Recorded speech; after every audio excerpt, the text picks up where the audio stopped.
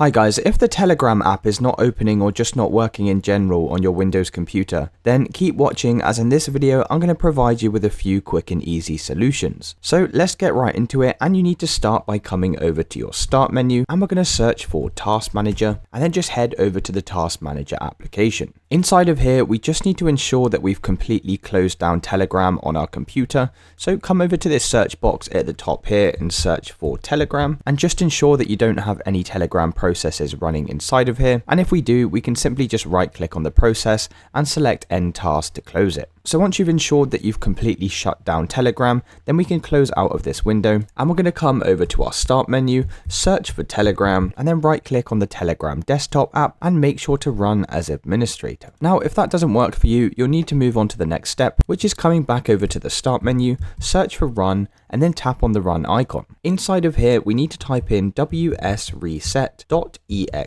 and hit enter, and this is going to clear all of our Microsoft Store cache. And if you get the Microsoft Store load up here like you see on the screen, then that confirms the cache has been successfully reset, and once again we can try loading up the Telegram app. Now if that still doesn't work, the next thing you'll need to do is head back over to the start menu, this time search for settings, and then come over to the settings app. From the left hand side, come into network and internet, inside of VPN, and if you are connected to a VPN here, then we just want to hit this disconnect button, because sometimes connecting to a VPN can also cause issues with the application. So once you've ensured that you're disconnected here, then come down to apps from the left hand side, inside of installed apps, and from this list of applications we need to find the Telegram app. Now you can either scroll down the list, or we can just use this search feature and search for Telegram, and once you've found the Telegram desktop app, you need to come over to these three little dots and come inside of advanced options. Now if you don't have this advanced options available, then it's because you've downloaded the web version of Telegram, so you can simply skip this step, and you'll need to uninstall the application